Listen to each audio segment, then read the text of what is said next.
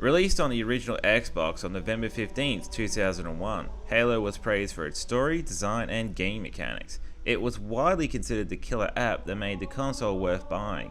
Since then, the franchise has garnered a vast amount of fans and received a fair amount of backlash for the inspiration it had over other franchises.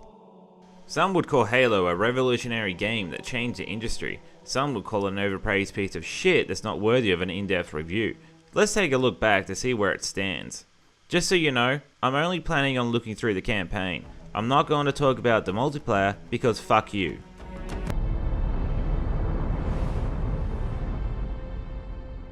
The game begins on the Halcyon class light cruiser called the Pillar of Autumn. What kind of fucking name is that? Quickly introduced to Captain Keyes and Cortana discussing the current situation, or rather how much they suck compared to the Covenant. The Covenant ships have always been faster. Also taking a moment to meet Sergeant Major Ella Avery Johnson, who delivers a different speech depending on which campaign difficulty setting is selected when viewing this cutscene. I find that to be a nice feature, gives incentive to replay the game multiple times, or to view all different speeches on the internet like a lazy prick. Am I right, Marines? We are then introduced to Master Chief, probably the fastest video game character to gain new iconic status, being woken up to have a tutorial.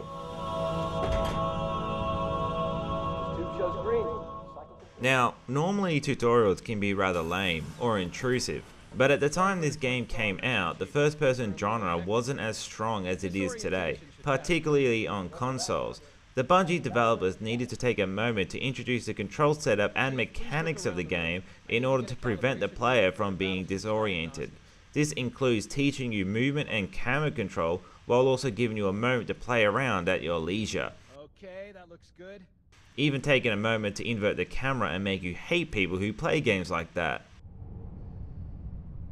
Is that better, or should I switch it back?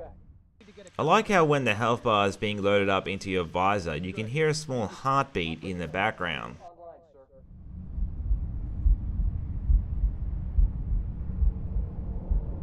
You then move on to an important lesson where the game teaches you how your shield system works, including damaging them and making you wait for them to recharge.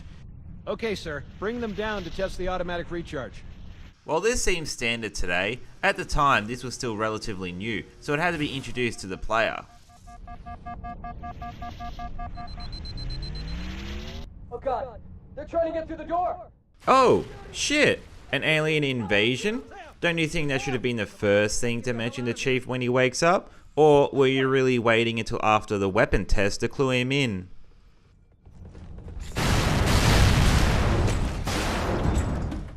Well, there was nothing I could do to save him. Now here's some good game design. After a simple jumping and crouching tutorial, you move through the ship dodging Covenant forces, which also restricts your interaction with them. This excessive teasing gets you pumped to start a gunfight while keeping the Covenant in the dark. Also showing how Chief isn't stupid and wouldn't get into a fight without a weapon. Most games today would have already handed you a gun and told you to shoot something. By holding back, it makes you suspenseful to finally start fighting the Covenant. Captain Keyes. Good to see you, Master Chief. Things aren't going well. Cortana did her best, but we never really had a chance. A dozen Covenant superior battleships against a single Halcyon-class cruiser. With those odds, I'm content with 3, make that 4 kills. Sleep well? No thanks to your driving, yes. So you did miss me. I love this dialogue. In one short exchange, we've already established a backstory and bond between these two characters. Also has a nice depressing tone thanks to the music, the camera movement, and the character model animations. A lesser writer would have had Cortana blatantly tell you how she feels. Yank me. Your architecture isn't much different from the Autumn's. Don't get any funny ideas. I don't keep it loaded, son. You'll have to find ammo as you go. What the hell are you doing? Whoops. Security to the bridge. The Master Chief has gone rampant. Take him down, boys. Fuck. You finally whip out a Magnum and presented with an easy task of killing 3 enemies to get accustomed to the controls. These are grunts, or ungo, who live up to their own name of cannon fodder and present the most common enemy in the game. Thankfully, the humor in the game makes them hilarious to fight, and they very rarely get tiring or boring. You then pick up an assault rifle, probably the most iconic weapon in the franchise, and work over an elite, or Sangheili. Usually finding at least one for every squad of grunts, these enemies are the most satisfying to fight due to their aggressive nature and quick movements. You'll notice this elite isn't paying attention to you, as they are programmed to not view you as a priority and instead treat all marines equally. Even modern games have trouble on making the enemy advanced enough to not just focus on you. This also makes the Covenant feel more alive. Now let's see how alien weaponry compares to our own. Here, saved a little extra for you. Move it! Holding down the trigger not only shows the inaccuracy of a full automatic, but overheats the weapon and leaves us vulnerable. Well, what the fuck? You want me to be patient and pace my shots? Well, yeah. Walking down some of these long corridors will encourage you to pace your shots to make them land. The accuracy shows us how deadly the weapon truly is. Obviously, it will come off as weak if you hold the trigger and miss most of your shots. Would be nice if the reticle somehow represented that. So what's up with this Energon cube? An overshield, that's self-explanatory, but it's also located off the side of the main path, rewarding the player for a little exploration, which will expand as the game goes on. Trying out this mint flavored gun, you'll find it's not auto fire but rather single fire. It's also fairly accurate and doesn't overheat as much as the plasma rifle, but both weapons don't replenish their ammo when walking over the same weapon. The battery can run out, and it's something you have to consider when fighting through multiple battles or areas. Ooh, nav points! I sure hope these don't get abused by lazy game developers. Ugh, it's rather dark. I wish I had a flash. Ah, cool. Pretty ominous moment. Thankfully, we're then introduced to a radar system that allows you to think ahead of what to do in the following situation and prevents excessive hunting of unseen enemies. While this melee tutorial is rather lame, it's made better by the fact that just around the corner a lone grunt is waiting for you to practice your piñata smack. At the same time, you may notice he doesn't appear on the radar, instantly teaching you that it only detects movement. Melee is really strong and is always available with no setbacks aside from the frame animations. Up until now, most FPS games had melee weapons that not only had to be selected, but usually were too weak to actually be useful. In Halo, you can save ammo with a good whack when you need to reload, or even when out of ammo.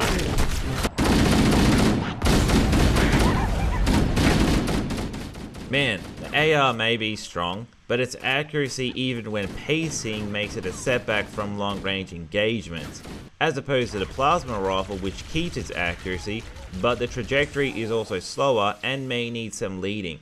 But it's good how different the weapons can be and how learning them will help you bypass most battles.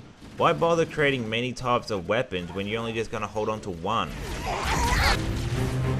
Final moment of the level introduces grenades. A large number of them encourage you to spend some time spamming them just to get used to their throwing arc and blast radius. It's also fun to see the Covenant scatter and scream.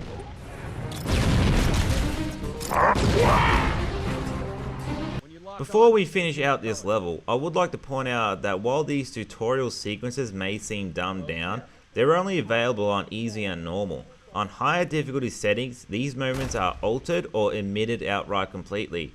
Enemies and marines don't drop grenades on easier settings, but on higher ones they're available from the first corpse. Your radar is on from the start as well, and there are no tutorial pop-ups. Lead you to an opening. It's a nice little feature that they remove tutorials on higher difficulty settings. People playing on those settings have probably already beaten the game, or are confident in their own skills that they don't need tutorials. Even so, the game still does a good job explaining and teaching the player without them knowing. For example, you might follow this engineer very closely and take a hit by the blast coming from the door, knocking down your shields and regenerating. If not, you might get hit from a few stray shots. Some close moments may make you react and hit the melee button that you read in the manual but haven't tried yet. However, I would like to take a moment to suggest how this can be better implemented. When you're first given a pistol, you are told it has no ammo. Immediately I'm thinking we have to be clever until we can fix this little issue, but you're given ammo right after anyways. It would have been much better if you weren't given ammo when encountering these grunts, as your only option would be to punch them to learn the melee mechanics. But this stockpile of grenades is still useful, as you may have gone through the whole level unaware of grenades, and coming across them may encourage you to try them out. Get aboard before it launches. Oh no! Now would be a very good time to leave. Punch it. Ah, sir. We're disengaged, going for minimum safe distance. We're gonna make it, aren't we, sir? I don't want to die out here. Good pep talk, Chief. Sure you wouldn't rather take a seat? We'll be fine. If I still had fingers, they'd be crossed. You're an AI, a hologram at best. How do you have fingers that— ah, fuck it.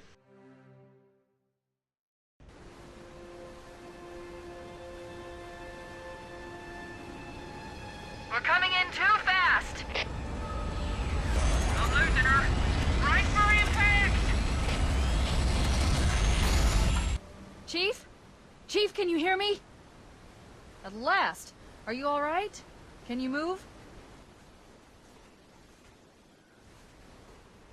Landing on Halo, you're immediately smacked in the face with the massive scope of the ring.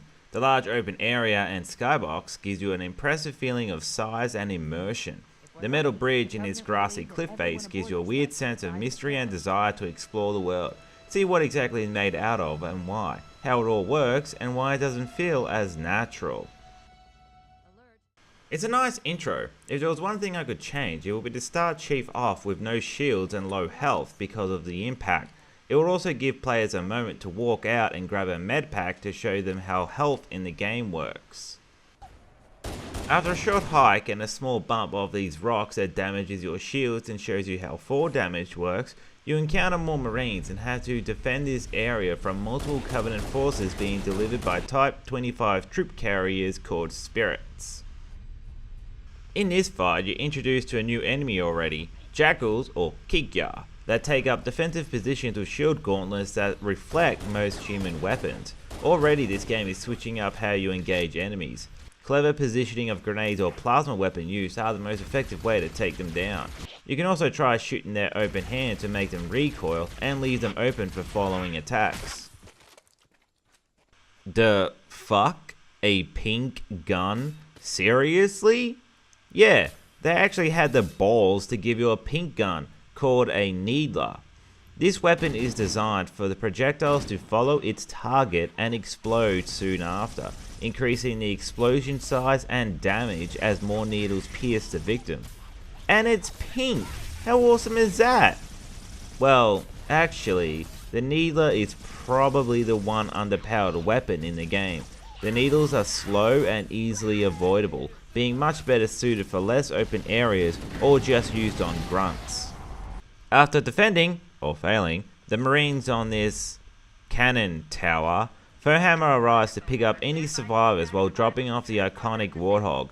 Ignoring the plausibility of its combat prowess, you can spend some time getting used to the controls by driving around these areas.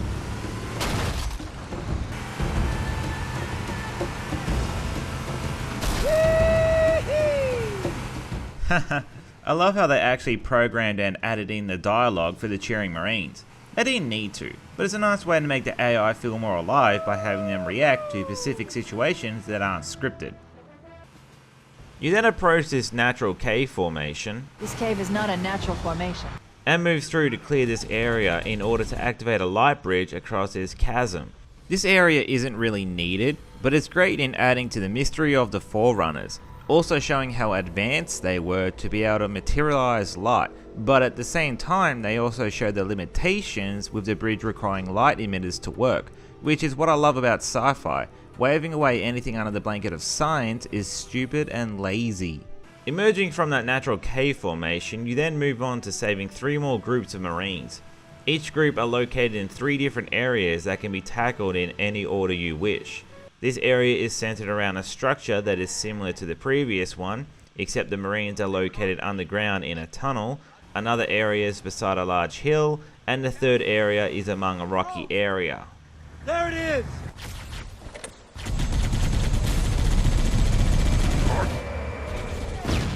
What's interesting about the design of these areas is that you're most likely going to move towards one of the escape pods and come across, oh, sweet. With at least 2 of the areas being rather wide and open, you have plenty of time to practice with the sniper rifle, learn how strong it is, learn the zoom functions, even might learn that a sniper isn't as good choice against jackals, but is deadly against elites. I find it odd it has no real kickback though, but this game was made in like 6 months. But the best part about Halo represented with this level is you don't actually have to use a sniper rifle here. You can still engage the Covenant at close range, use grenades, or just do donuts with the Warthog. It's not forcing you to snipe, and will always allow the challenge of tackling areas in the game in a new way. Good incentive for replayability. This second level of the game is probably the most important. While the first level was a good tutorial for the game, this level is greatly designed to give you an overall idea of what the series is all about. Nice colourful open areas, variety of enemy and weapon usage, a good hint of mystery, squad combat, and vehicle usage. Yeah, it doesn't show everything the franchise has to offer, but it does give an overall general feel and appeal for what the series contains. I wouldn't be surprised if stepping out of the escape pod was the defining moment of Halo for many players. The enemy has captured Captain Keyes and are holding him aboard one of their cruisers, the Truth and Reconciliation. Okay, is this going to be a thing? If so, is that the translated name? Or even in their own language they name their ships with English nouns? I've got some spare Marines. I wonder what would happen if I kill them. Marine support. Fuck. Should I feel good about that? This mission begins with a sniper equipped that contains excessive amounts of extra ammo. While before it was an option, it could have also been missed. Not likely with how well that area was designed though. But it gives you a moment to get some practice within these closer areas with lots of cover to hone your skills. What's interesting though is that the Covenant in this area are passive. They don't immediately react to your presence, and it's possible to take out some, maybe even all of them, without alerting the others, adding a bit of stealth to this game. You also come across a fixed turret, the Immobile Shade, which is good at suppressing or spamming to save ammo, although it is vulnerable to grenades. Only problem with the turret is that since it is immobile, it's not really that useful, mainly being used at random areas to shake up the combat, but never actually being useful for yourself. Moving along and exploring, you'll come across this triangle thing. Thinking back to the overshield, you'll naturally want to pick it up and get the urge to start making clicking sounds. This one's more obvious, but as you move through the next area, some elites immediately run by without noticing you at all. I don't have to tell you how you can take advantage of this. Haven't I talked down to you enough already? After securing the grav lift, the music suddenly gets a dramatic bump as a new enemy comes flying down. Covering fire! Never fought alone, this pair called the Megalagul Hunters are the heavy infantry of the Covenant forces. Armed with an assault cannon and a deadly backhand, this new enemy type keeps you moving and attacking. While they are inaccurate with their weapon, having to deal with one while keeping an eye on the other can create some really tense fights. Or they would give you a fight if a single shot from the sniper or overpowered magnum didn't just straight up kill them.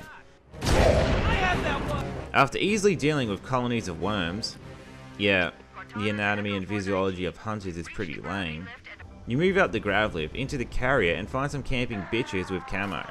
As the invisible predators move up, you can easily tell that letting them get too close is a rather bad idea, but the Marines have trouble reacting to them. I guess I didn't have time to code them reacting appropriately without making the elite seem pointless. So you kinda have to move fast to take them out before they kill everybody. It's a little tricky as the auto aim is lowered, but they also don't have shields, so they die rather quickly. Here's an interesting tidbit. If one of the elites manages to kill at least one marine, you have to fight another pair of hunters. But if you can keep the marines alive, then the hunters are replaced with jackals. I really don't know why they took the time to program in something so trivial, but I like it. You better hurry, Cortana. We can't hold them off all day. Working on it. I'd like to see you crack a modulator. Jeez, Cortana has a bit of a mean streak. How the fuck did these guys get up into the carrier? After moving through the command center and rescuing Captain Keyes, you get a bit of exposition that suggests Halo is a weapon the Covenant are planning on using, giving the story some direction and purpose. You then start an escort mission for Captain Keyes. Normally escort missions are annoying, either because the AI of who you are defending keeps getting stuck or rushing into enemies, but this escort is done rather well, mainly because it is done at the end of the level where you have very little enemies left to fight. The thing is, most marines in the game are standard program, meaning they engage at short to medium distance and fire in short bursts. But the marines in the cell are sniper programmed, meaning they engage at all distance and fire at full auto, regardless of the weapon they're holding. Yeah, Keyes can be killed by a stray grenade or a plasma sword, but that's rare and you're most likely capable of killing everyone before he can even get himself into trouble. Oh, great! Now we're trapped here! We're screwed! Guess you can say, game over, man. Eh? After handing Keyes the keys to this spirit, you move on to the next level. What I like about this level is how much of a contrast it is to the previous level, taking place at night where the neon coloured weapons really stand out across the cliff face. The second half of the level even changes that up when moving you inside the carrier. It really shows how creative designers can be and make what would seem like a boring brown level even more interesting and adding variety to the already colourful selection of maps. It also shows UNSC functioning like a real army by supporting you with more marines if they die, although adding in some anti-aircraft cannons for you to destroy and activate the Pelican would have worked in its favour. The Covenant believe that what they call the silent cartographer is somewhere under this island. Okay, so it's not just ships. Everybody has problems with titles.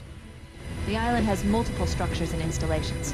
One of them contains... This level begins with the storming of the beach on this small circular island. It's a rather exciting intro. If I could find another defining moment for Halo, it would probably be here. Although, I still would say your first look of Halo as you step out of the escape pod had a much better impact on the player. What? Foehammer? You just dropped me off! Where the fuck did you find a warthog? Not wanting to deal with your shit, the Covenant locked the door.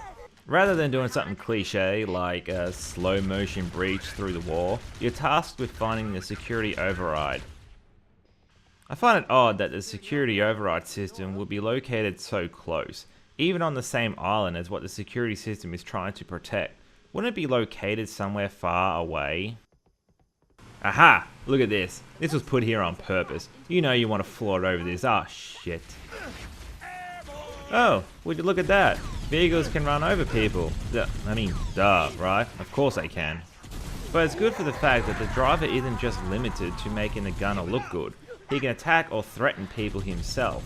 Although the physics is a little too sensitive and vehicles can instantly kill anybody with little momentum. Because of how little of an impact it has on the overall game, I feel as if this error was overlooked in favour of other problems in order to get the game shipped on time. Moving through the island with little resistance, and through the interior, you find a security override to unlock the door, getting a small scene of an elite zealot wielding a plasma sword. The main shaft.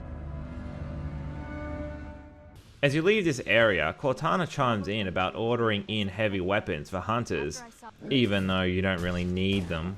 The layout for this section is great. The rocky area on the beach stands out and is situated at the right height so that the silhouettes of the Covenant stand out when backtracking, immediately drawing your attention down to the crashed Pelican, which you can assume has the new weapons. I'm also going to take a moment to figure out how this weapon works. Seems like it wasn't fully programmed so well. As you can see, the accuracy seems to be locked at the spread rate of the pistol when zoomed in. which doesn't alleviate how overpowered the weapon is when it retains that much accuracy, especially with its strength and ammo count. Hang on just a moment, this seems off. I need more controlled testing for this weapon.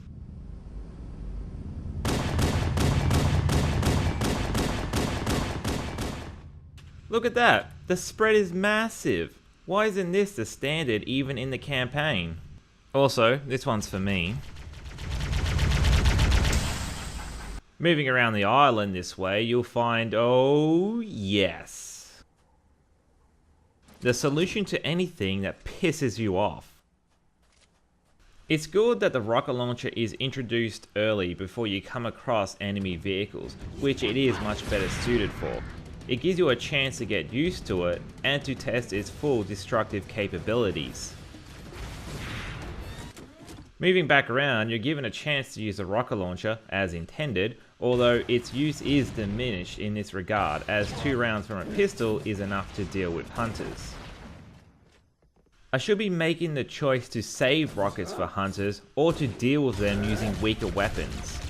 As this door opens, you find an elite just standing there using this monitor thing, but he doesn't react to your presence or warn anybody else. I wonder if I can... Yeah! A melee from behind instantly kills. It's also silent and prevents the sleeping grunts from waking up or anybody else knowing your presence. It's actually possible to kill everybody without firing a bullet this way. While this was explained in the tutorial difficulty of the first level, it's great that the game is set up to remind you or teach you if you skipped it before. Huh? I was locked out! How the fuck did you guys get here? You find the control room and fight your way back up with a guitar remix shredding your ears as you shred through the Covenant.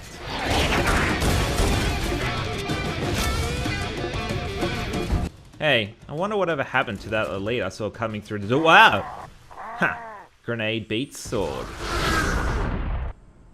You then finish this level with Foehammer lifting you up to take you underground. Covenant will expect is an aerial insertion from underground.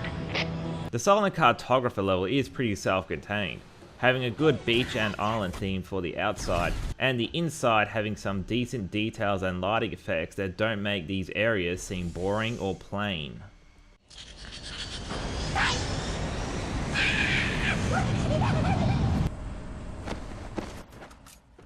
Assault on the control room is probably the most enjoyable level out of the entire game.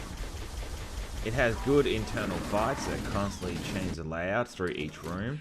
The bridge areas have a good sense of vertigo, and it's focused mostly on vehicle combat. It immediately sets itself apart from the rest of the game by having a snow-themed setting throughout the whole level. Once you reach the Marines that you passed by before, you're immediately attacked by 2 Covenant vehicles. The Type 32 Rapid Attack Vehicle Ghost, and the Type 26 Assault Gun Carriage Wraith. The Ghost moves fast and is good at harassing or hit and run tactics, while the Wraith is good at suppressing from a distance or forcing movement.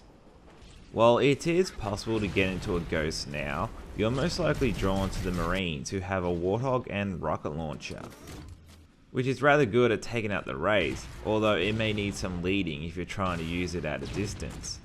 Your trip with the Warthog is cut short, however, as you move around the corner to find... this game is way too kind to me. This is the M808 main battle tank, or Scorpion, able to kill squads with ease and take out opposing tanks and banshees fairly quickly, even when the main cannon takes 4 seconds to reload. This 4-second cannon is really testing my patience. Kinda wish I had an alternate weapon like, cool, a machine gun to mop up any scattered grunts or jackals. It even has seats so that enemy marines you pick up can travel with you. Yeah, that's rather stupid. You're pretty much invulnerable while in a tank. The only way you can get killed rather quickly is from grenades. I find it funny how the weakest enemy in the game is your biggest threat. I like this area. Looking up through this tunnel, you'll naturally want to start firing at those annoying spirits, or at any enemies within the rocks. Doing so makes it much more obvious that the cannon shells have a travel time, and that the Scorpion's reticle isn't completely accurate, so it'll probably nick the edge of the terrain, requiring a good angle or line of sight to hit anybody directly with it. I thought the Covenant had eliminated all the Marine forces in this area. What I want to know is how the hell did they all get here? Or do Pelicans really have random insertion drops? They could have easily added in doors in the side of the walls that were all locked to imply that the area is much bigger than what you can explore. Moving up, literally, you come across a double bridge full of Covenant. I like how there are enemies you can't reach that pose somewhat of a threat. Although it is rather annoying that you have to travel over one bridge, turn around, then travel over the next bridge. Maybe they could have changed the layout so that the path splits to both bridges, which conjoin at the end. It would have still kept the different layout they were going with, but without the need to feel like you're backtracking. Coming up on the control room, you have to move up, back and forth on these pyramid slopes, eventually breaking into the command room after battling the Covenant. I have to say, I am a little disappointed here. The Covenant are really only hanging out at the entrance and don't actually fight anyone in the main room. Why weren't they defending this room? Couldn't they get in? They managed to get through the first door. Anyways, you plug Cortana into the main console. Not sure how ancient Forerunner technology is compatible with another race's flash drive. I attribute it to being a nitpick, which are easily ignored if you're really enjoying yourself. She starts freaking out about Captain Keyes finding the keys to a locked off area and commands you to stop him. The Captain, we've got to stop the Captain. Keys? Really, Cortana? You don't want to fill me in with what's happening? I know I really need to get moving, but I think we can spare a minute for some details. Nothing? The console there doesn't have Wi-Fi to my helmet? Yeah, okay, sure. I guess it's not that important. Exploring this level will reveal many secrets and items, whether it will be a power-up or weapon loadout. Even jumping down this hole will find some more rocket ammo to help take out the final Wraith. It presents some new challenges, mainly around vehicle combat, and even having the Warthog handling worse when driving over ice. It's also probably the longest level in the game, but because a lot of people had a lot of time on their hands, they managed to find a few shortcuts. Walking into the final area on the bridge above the entrance to the control room has a quick window of opportunity to take out the elites and play in a Banshee early, which can be used to find a unique Easter egg.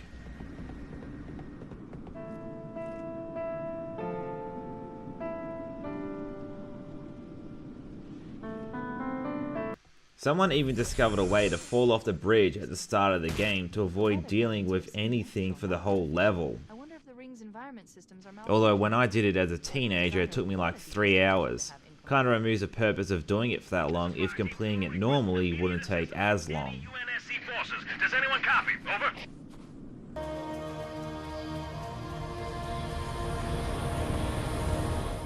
Probably the most important level for the story, you start out in a danky swamp. Already you can feel the atmosphere enveloping all around you. The area is confusing, dark and dreary. While it also follows the trend of each level being different from one another, what's different about this level is that the mood has changed. You find a crashed Pelican and Spirit near the beginning, with Covenant forces scattered about. Huh? What was that? Is there something moving out there? My radar keeps getting friendly blips. Finding the entrance will reveal Covenant forces running and screaming from attacking Marines. Well, that didn't take long. I've already found them. Let's just clear up these guys and meet up with... Huh. That's... ominous. Moving down the lift and through this bunker is rather unsettling. It's really quiet, the areas are damaged, the Covenant are scattered and unorganized, or dead with their own blood on the walls. Wait, what are these jackals doing? They're blocking the door from the opposite side. Are they expecting someone else? You also find a crazed Marine whose only response is to try and kill you. Stay back! You're not turning me into one of those things! Moving down this blood-soaked corridor, you find a dead Marine and a recording drive from a helmet. This cutscene is longer than most, but it actually benefits from the length thanks to the pacing and atmosphere that's been built up to this point. The recording shows Key's squad moving through the facility and finding even less than what we've come across. I don't know. Maybe there was an accident, you know, friendly fire or something? Yeah, he was team killed for grabbing the sniper first. Let him have it!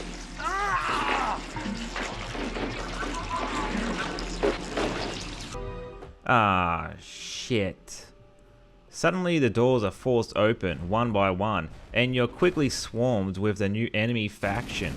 This is the Flood, or more commonly known as the Flood, a parasitic lifeform that infects and consumes other lifeforms to evolve and spread.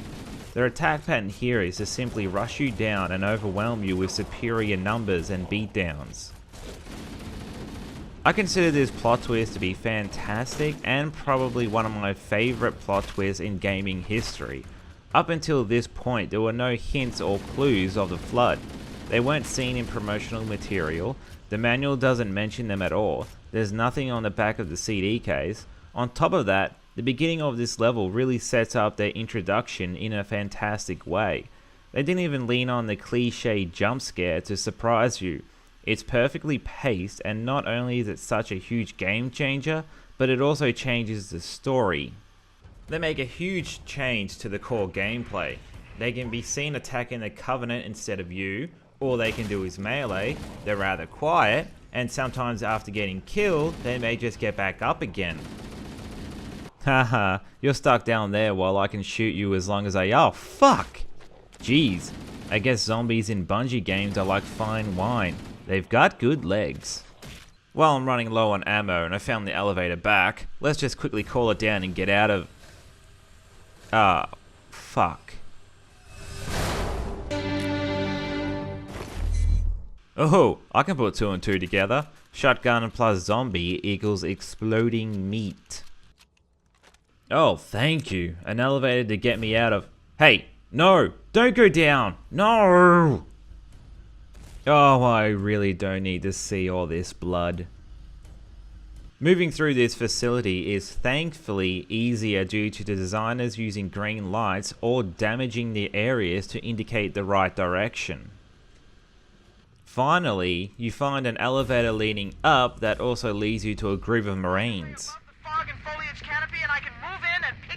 Hey Al, what are you doing here? Weren't you with me on the assault of the control room? The final stretch for this level is to move through the swamp while fending off the Flood with Marines. Unfortunately, they have more trouble dealing with the Flood than the Covenant, mainly because they can't respond well to melee attacks, but also because the small infection forms can attach to and eventually drain their health. The biggest problem here is that this is the last time you'll ever be teamed up with Marines for the rest of the game, which I find to be a real shame as I like working with a squad. I always get immense pleasure when I can finish a level with little or no casualties. Moving up to this tower thing, you'll come across flying robots who'll start to laser the Flood away, and because they're up in the air, they have an easier time dealing with the Flood.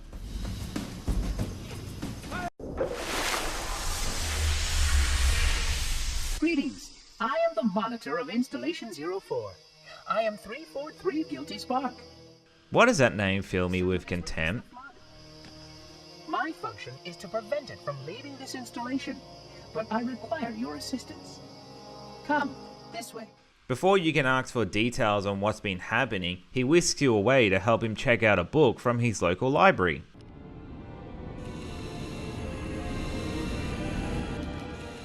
Well, it's nice to know that 500 years in the future, libraries are still relevant. I am a genius. Okay, I've been real positive with this game up until this point, but no game is perfect, and after 6 levels of creative design, the steam eventually had to run out. This is the library, the worst designed level in the game, possibly the whole franchise, and even for games in general it's considered bad and probably sitting up there with the water temple from Zelda. This level is too simple.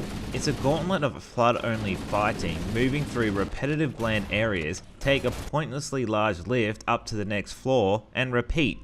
While it does show how deadly the Flood can be with their ability to wield all weapons, and even introduces a new Flood form that explodes and releases more infection forms when damaged or within melee distance, it gets old real quick and you'll finish the level more bored than entertained. Every now and then a few sentinels show up to help relieve the boredom of constantly backing up and shooting them, but that positive note is dwindled by the moments where you have to fight off Flood while waiting for a door to open. You take so long moving through these areas that your flashlight runs out of batteries, which up until this point I didn't even know had any. There's not much I can say honestly, nothing exciting or new happens. I can't even talk down to you with a pretentious overanalyzation of a particular area. All I can really do is suggest ways to make it better. It would probably be a whole lot better if you didn't actually start the level within the library, but rather just outside the front door. It could even be behind a Covenant settlement that are constantly fighting with the Flood, tasking you with battling through both forces, or doing something different like accessing an area under the bridge leading into the library while they all fight above you. Another suggestion is to imply Covenant attempts to infiltrate the area, like having a crashed spirit sticking out of the wall or something. Have pockets of Covenant fighting the Flood or Sentinels. The assault on the control room takes about an hour to complete, while this level is about 20 minutes shorter. So it's not the longest level in the game, but its bland, repetitive environments and combat makes it feel much longer. It's made worse by the fact that the object you're seeking, the index, is located close to your starting position, but you have to reach the top and ride an elevator down just to grab it, which is immediately taken by Guilty Spark. I really don't see the point in this. If anything, it's just teasing the player for having gone through all that trouble. They could have easily put security barriers in front of the index and have you use panels to deactivate them. I don't know if Bungie had rushed the level to make the deadline, or if they ran out of ideas early and just padded out the length. Either way, it's the one level I dread playing if I ever start thinking about having another playthrough, and I don't think I can find many Halo players who would disagree with me.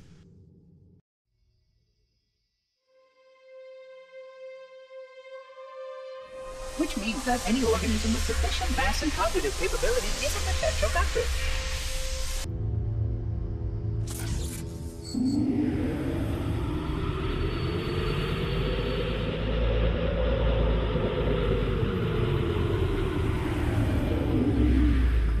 Odd. That wasn't supposed to happen. Oh, really? Hey Cortana, were you waiting for me to do something stupid? Watching you toady about, helping that thing get set to slit our throat. Do you have any idea what that bastard almost made you do? Maybe if someone gave me a hint. And destroy the Flood. You have no idea how this ring works, do you? No, nobody tells me anything. Kill Flood. It kills their food. Humans, Covenant, whatever. We're all equally edible. Does that include plants? Flood is to starve them to death. This galaxy will be quite devoid of life, or at least any life with sufficient biomass to sustain the Flood. But you already knew that. I mean, how couldn't you? Left out that little detail, did he? Oh, you're one to talk, Cortana. Last time you asked me if it were my choice, would I do it? Having had considerable time to ponder your query, my answer has not changed. There is no choice. Am I missing something here? Get us out of here. Look out. Okay, I know I've been talking down to you like you're some sort of dude bro who needs everything spelled out or constant reassurance, but bear with me as I do it one more time. You start this level with only a plasma pistol and shotgun against enemies who could fly away and chip away your shields with lasers from a distance. Well, what the fuck? How am I supposed to take them down? I can't get close enough to use a shotgun before dying, and I don't have the overpowered Magnum to make it easy for me. Well, check this out. Thinking back to the first time you used a plasma pistol, and all the times you've seen grunts or jackals knocking out your shields with them, maybe if I... Yes! Aha! Awesome! It kills them in one shot. Oh man, this game is awesome. Oh, that's neat. There's like a little reflection and everything. I wonder how it would help me against the Covenant. Okay, it has trouble tracking them, but it does knock out elite shields, leaving them open to a killing blow. We then move on to a negative annotation people had about the game. The final 3 levels are just previous levels in reverse or mixing order.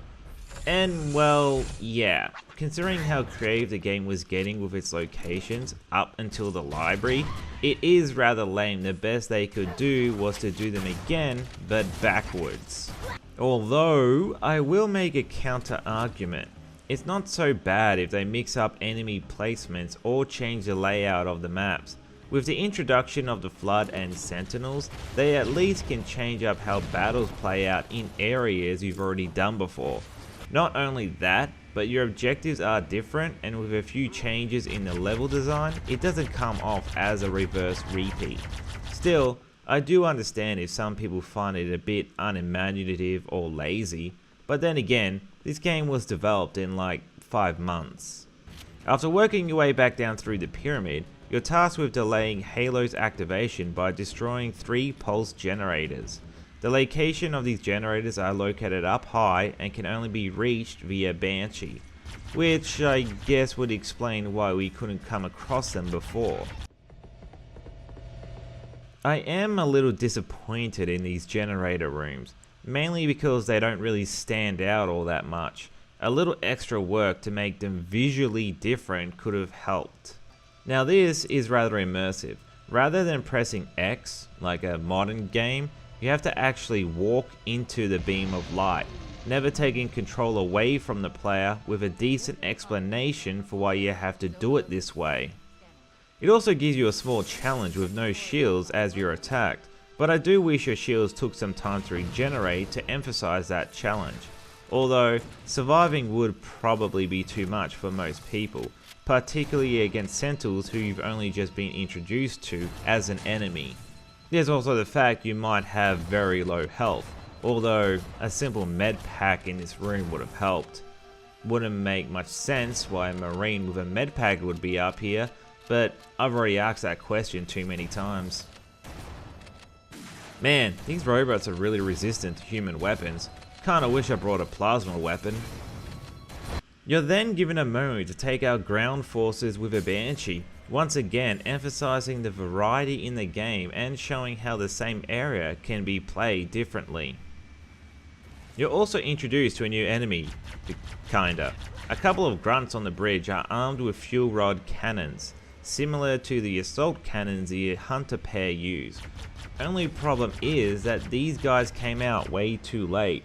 It would have been better to have introduced them on your first trip through this level. Using the Scorpion was rather one-sided, and would have been better if the developer threw in a couple of them to make the game more challenging. Ah crap, the Flood? I was only just getting over them. Oh shit! Oh yeah, like a glass of Penfolds Grunge, they have good legs. But what I love about this animation is that it's not entirely scripted. Any other developer would have had them jump across from a specific point towards another specific point, probably in the same animation arc as well. Bungie, on the other hand, programmed in their ability to jump, but left it up to the enemy to do so, making it appear more natural and even leaving room for error. Coming back outside, you're given a good chance to try out and play with a Ghost. While it was available before, you are more inclined to jump into a tank than a bike.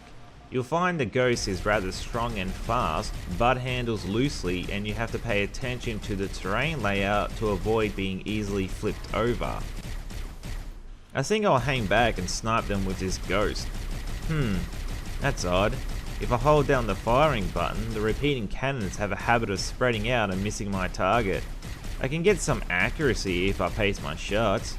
Kinda wish there was a way to make that reticle expand. You can even try calling it balloon. That's weird how the cannons shoot backwards. Ah, shit.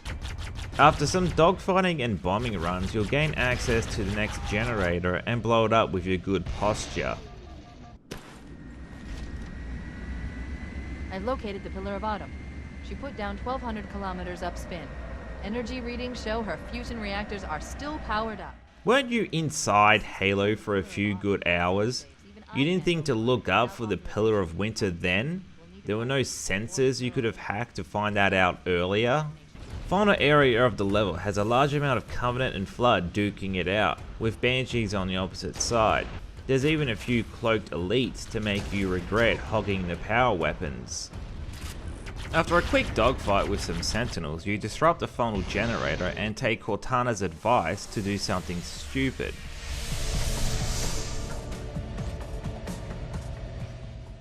I like how for this level they managed to change it up just enough with the Flood so that it's not a total repeat. Still, backtracking through the same areas you've already completed does get a bit tiring, especially when you're going for another playthrough and it feels like wasting time. I also miss having Marines. Maybe that was the intention, to focus on two-way fights for you to respond to, but I still wish at least one Marine had survived. It's very unlikely he'll survive to the end of the level, and if he does, I don't think leaving him to certain death would have looked good for Chief. Covenant are terrified the Flood will repair the ship and use it to escape from Halo. They've sent in a strike team to neutralize the Flood and repair the ship for immediate departure. I've got a good lock on Captain Keyes' CNI transponder signal. He's alive. Bullshit! There's some interference from the cruiser's damaged reactor. I'll bring us in as close as I can.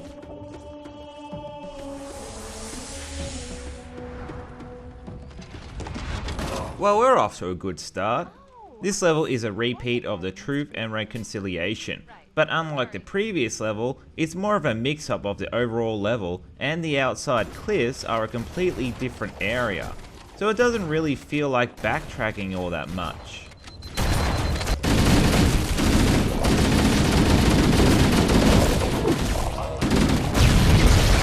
Warning, threat level increasing.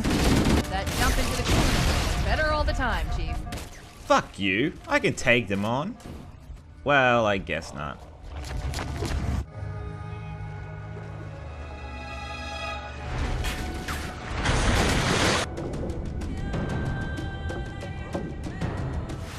Blech, it's all in my Flood wounds. Now we have to move through these dark cliffs. Thankfully, the Covenant and Flood are constantly fighting each other, which makes it a little bit easier. Just real quick, there's something I want to talk about that's been on my mind for a while. And that's why I think MLG is killing the franchise. Anyways, moving on before you get angry, you clear the grav lift and move up to the carrier. Look, in the corners. The Flood are gathering bodies. Wait, why are they doing that? To infect them? Didn't that Marine imply they only take the ones that are alive? You know, something just dawned on me. Fighting the Flood gets old real quick, and there are times where you can just piss off and leave them flailing their little legs going, "You Kimby." Rather than sitting at these spawn zones and risk setting off every grenade, you're more inclined to just run right past them. I actually started to wonder if that was intentional. They are essentially space zombies, and the reason why zombies are scary is because they never get tired and the swarms just keep coming at you all the time, forever. Were they designed like this to show you why they're such a threat? They just keep coming after you and will eventually tire you out and kill you. If it was, then that's brilliant, and such a shame that most people would never really realize that. If not, and I'm just talking out my ass, then it's still a pretty good accident.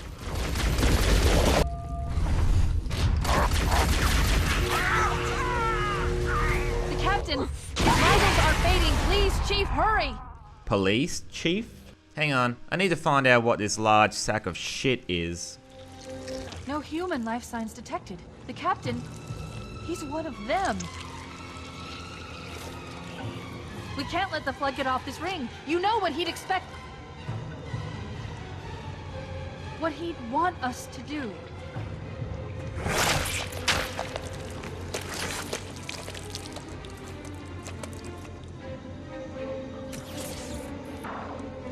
It's done. I have the clue. Oh, you motherfuckers. I'm gonna kill you all. Fuck. How dare you kill a well-written character? Or, potentially, given a few more games, we could have all loved him. Bastards. Killing off a character before I loved him? How can you do such a thing? Hey look, there's two more guys melted into him. Does that mean he's been in the cellar longer and can launch himself across the room? Taking a brief moment to search, you can find his old pipe dangling from a tentacle. Ah, how sweet. Even in zombie death, he can be in flavor country. Here's a bit of trivia. Originally, you were supposed to equip and use a flamethrower on Keyes' remains in order to pull out his charred skull. For obvious reasons, this was cut and is the origin of the oddball. You're then attacked by the eluded Spec Op forces. They have darker armor and a few grunts of hacking. They're more aggressive and it's the only rank you'll see elites throw grenades at you. Gotta say, I love how there's actually a ranking program and design into the Covenant forces. Most developers wouldn't give a shit, but Bungie decided to make a difference with their coloring and either having different health and armor stats or weaponry for their ranking. It's a nice little touch that makes big differences to the core gameplay and once again makes the world and characters feel more alive. Now we have to move down to the ground floor to commandeer a Banshee, or we can be lazy fucks and just jump down to steal one before the cutscene plays out, giving us a faster Banshee with shitty collision detection. Now all I need is 8 players to spawn camp to make up for my genital inadequacy.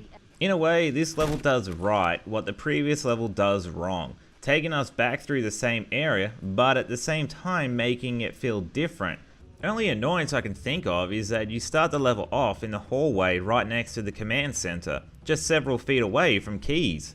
Maybe because of the way the level was initially set up, this was the only way to move the player through the level in a new way, or maybe Bungie are trolling dicks who just want us to realize this and get pissed off. Before we move on to the final mission, I would like to talk about the overall game. I've already covered the artistic and layout design of the areas and maps, so I don't really need to go on about them anymore. As for the characters, enemies and weapons, I really love them. They have a cartoonish appeal to them which also helps them stand out.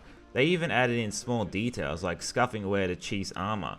The best part is that a stylish design can save a game from aging. Going for a high realistic look would have been a bad idea. I always like to think that when playing older games, the average gamer can attune his mind to the appropriate time of release and enjoy the graphics and mechanics of the game with no issue. This becomes a problem with realistic graphics as they're immediately improved or surpassed the following year by another game and makes it harder to pick up at a later date, especially if that game was praised or advertised for those realistic graphics. I can easily bet that I'm not the only person who went back to a game they loved only to be immediately turned off by how bad it's aged visually. Despite the fact that it's over 10 years old, I never get tired of looking at Halo. Although I can easily see how it has aged, it's easy to look over that with no issue. I really like Chief's design, surprisingly managing to give a new iconic look within the Space Marine cliche. His Mjolnir armor has a practical but also distinct look. Despite looking like chicken shit, the Marines also stand out, particularly with their colourful personalities and reactions in the middle of battle. I love Cortana's design, having a simultaneous complex and simplified look. Despite being a colour and having a tomboyish look that I prefer from women, I still think she's greatly designed. I find her to be a much better treated and designed female character than most female characters even created today. Having short hair that really fits her personality and being purple for her creativity and eccentricity nature. The Covenant's designs all look great, that fit their different personalities and fighting styles. Elites look imposing, grunts look funny, and the jackals look like a pack of assholes. The Flood especially look disturbing by contorting the bodies of whatever they have infected. Despite being iconic, I do find the vehicles to be a bit bland. They could easily get lost in the background if the levels weren't so colourful. I don't think I really have to mention anything about the music. Martin O'Donnell does a fantastic job with the soundtrack that is regularly praised by the industry at large. He manages to fit the theme of variety the game has with different sounding tracks that fit the areas, themes or moods quite well, going from a triumphant battle music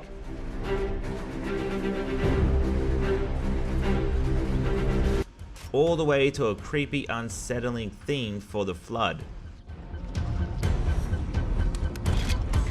The dialogue, while at times can be weak, can also be memorable, funny, or just delivered rather well.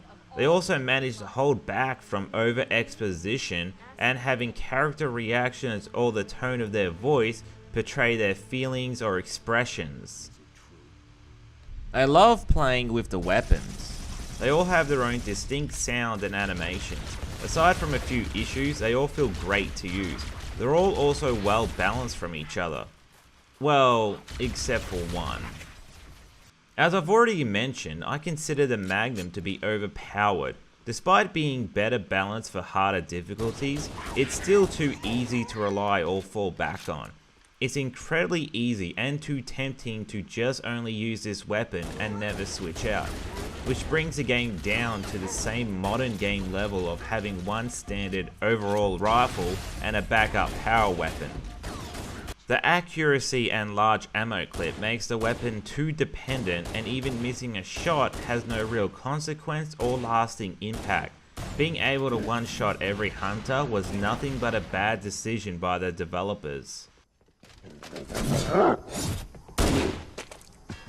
Now we've reached a possible impasse, the discussion on limited weapons. Even if Halo wasn't the first, it still was the most influential game for its control scheme and 2-weapon limit.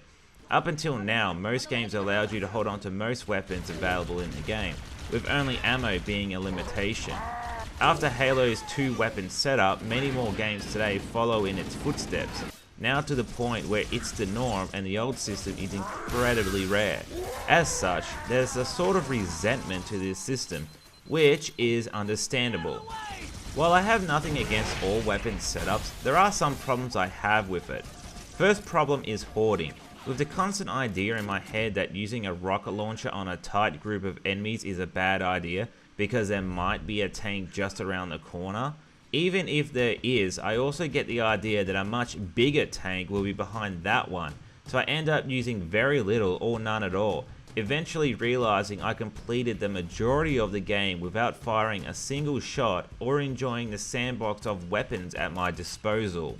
The second problem I have, if I can get past the previous one, is that I stop paying attention to when I need to use those weapons and just rotate through them. I just use one weapon until it's out of ammo, then rotate to the next weapon and spam that one. By the time I run out of ammo, I have just received enough for every other weapon that I never have to actually think about ammo consumption.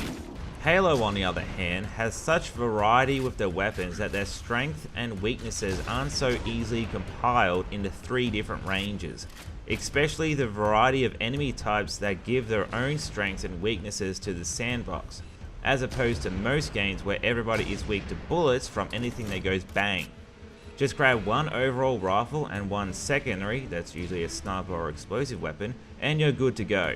Here, you have to carefully consider which 2 weapons to carry, or learn how to use each weapon against every enemy, or at the very least, learn their attack patterns. If developers spent more time on creating a good balance between all weapons and adding variety between all the weapons, then I believe the 2-weapon complaints would start to die down, and maybe even some people would find enjoyment of limited capacity and careful planning to gunfights.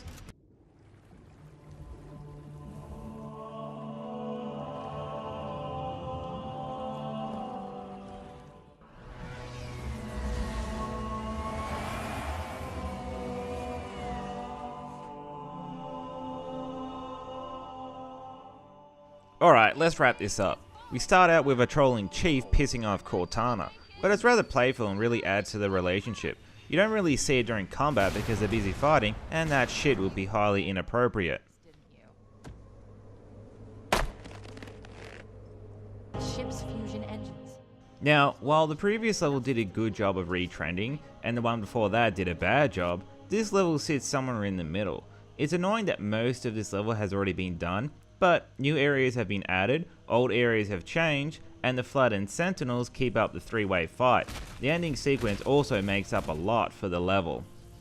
There's a kind of haunting atmosphere as you work your way through the Pillar of Summer, a once populated ship that was home to many, now either gone or forced to walk through the halls as mutated flesh. Jeez, these guys can really take a beating, about as much as a Bogan's misses. The Covenant are also trying to take over the place with some Spec Op forces. A shame we can't equip the fuel rod cannon. The official reason is because they have a dead man switch to prevent enemies from acquiring them. The real reason is because the developers had 4 months to ship the game and cut the weapon. I leave home for a few days and look what happens. There. That should give us enough time to make it to a lifeboat and put some... 13 minutes? Are you fucking serious, you rampant bitch? That you would imbue a warship's AI with such a wealth of knowledge? Weren't you worried it might be captured or destroyed? Yeah, we have a protocol for that we can't ignore all the time. You can't imagine how exciting this is, to have a record of all of our lost time. Human history, is it? Fascinating. Oh, please don't tell me that the plot twist of the franchise is that humans are the Forerunners. That's so shit. Could be worse, I guess. The Forerunners could have de-evolved humanity back to apes, but nobody's stupid enough to write that. Even if I could get the countdown restarted, I don't know what to do. How much firepower would you need to crack one of the engine's shields? Not much. A well-placed grenade, perhaps, but why...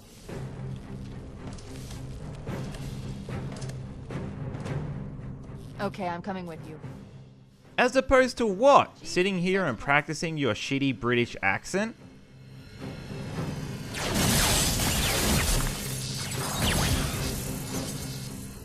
Yeah, well, guess what the game has been teaching me?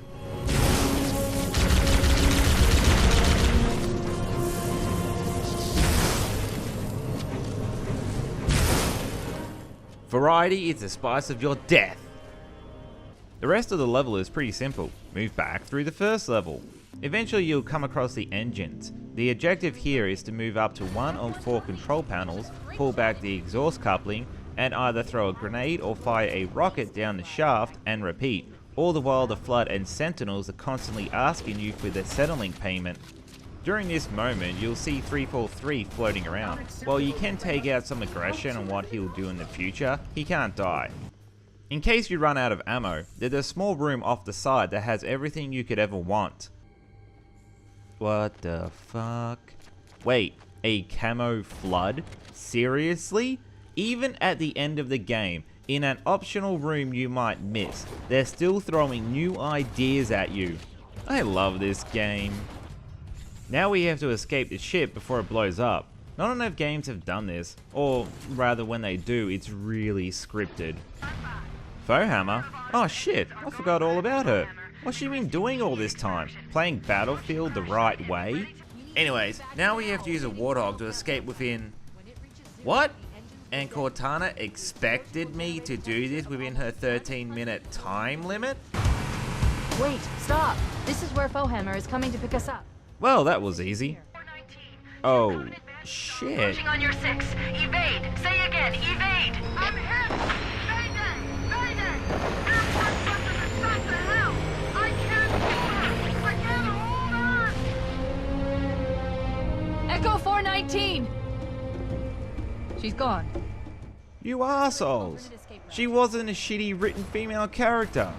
Do you know how hard one is to find in today's modern market? We can make it. How fucking long is this ship? This actually is a memorable moment, as full control is never taken away from the player, and making it through is based on whether or not you can actually do it. It's not a shitty scripted moment down a very tight corridor that you can only fail if you choose to. The music is really triumphant, building up to the very end with a final sprint towards the longsword. Move! We need to get aboard now! Even has a secret off the side for our favorite hero. Good thing that food nipple's waiting for me at the starship, cause man, if I worked up a big, crunchy thirst! Hey, why isn't that longsword tethered down? You would have thought the Covenant would have done something like that when they controlled this area for like a good week or so. We're cutting it close.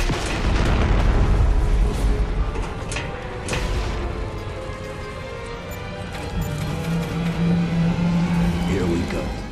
Punch it, Chewie. I mean Chiefy. I mean Chief. I mean Cortana.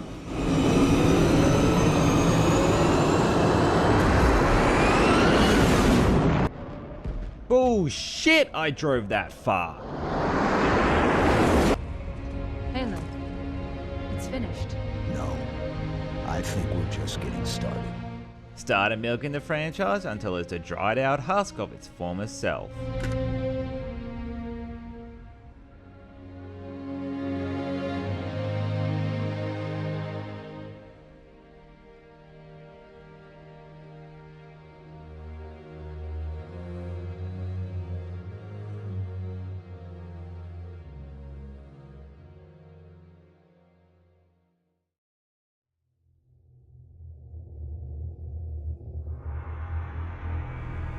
So that's the first Halo game, a favourite of mine that I personally believe still holds up today, with great design and artwork that's still a treat to look at. An anniversary version was released to celebrate its 10th year that didn't change anything but the overall artwork and update the textures. It does the game a great service, taking the artwork and evolving it to a level I believe the game would look like if released today. It comes with extra features, including skulls that have massive changes to the core gameplay. A shame you have to find them though, but it does include two favourite skulls of mine. One that reduces your ammo twice for each bullet spent, and another reduces the overall ammo count for newly found weapons, requiring more scrounging. Even has a skull to remove all aim assist in the game. Fuck, fuck, fuck, fuck, yeah. Only skull I wish it had was one where you lose all unspent ammo when reloading. Would make the game require more thinking or adding some risk to use weapons with low ammo. Although it does have its problems. I won't go into full detail, just point out a couple. In the original, when dodging the Covenant, they're hidden in shadow, keeping their identities away from the player and building up their threat and tension until the player encounters them with a weapon. In the Anniversary Edition, those shadows are missing for no reason. This part is also such a shame. This area had a nice reflective surface, only to be removed in the Anniversary Edition. Even when switching to the classic design, the Anniversary version has made some mistakes, most likely because of the hardware. In the original game, the sky was blurred out and seems to go on forever. In the classic setting for the Anniversary, the fog texture doesn't stand out as much and you can see the edge of the cliffs. There are a couple of issues like this, but I feel that these extremely small details don't do anything to affect the overall game, only affects pedantic assholes like me. Another problem I have is that while the models in the original move like an old school puppet, they still work with the simple polygon design. With the updated visuals, they seem rather lifeless. Also, pay attention to this moment. Cortana clearly expresses her desire to stay with the ship. Now, not only has she been given a shitty redesign, but it doesn't really seem to bother her. It's little touches like this that can make a great game be fantastic and feel full of life. No matter how detailed a character's model is, if they feel lifeless, then it has the opposite effect. They did manage to keep a few secrets and glitches in the game as well. For example, throwing a grenade here before jumping out will allow you to ride the Pelican off the map, giving you a chance to see how they faked that Marine attack at the front door. And here's a secret that needed a year's worth of searching and hint dropping to find. Begin the first level on Legendary. Right at the start, climb up on top of these specific crates. Move through the level as normal, and when you get the chance, kill Captain Keyes. Now, you have to get past these Marines through the door they came out of. At the end, you'll find a love message from a single programmer that managed to sneak this in behind everybody's back. If I could describe Halo in one word, it would be variety. Even if modern games can have 4 different versions of a shotgun category, Halo focused more on actually making their weapons stand out and requiring full knowledge on their usage. With an effective shield system that makes up for errors and encourages risky behavior, on top of a health system that makes you cautious and think about your actions, it's still one of the smarter games I've ever played. Effective AI that responds to each other and a story that keeps you intrigued, Halo is one of the best experiences I've ever had in a game. If you've never played the game, I highly suggest giving it a go. If you've already played the game, then I highly suggest giving it a once more playthrough, but restrict yourself from using the Magnum. You might find a level of Halo I've been enjoying for years.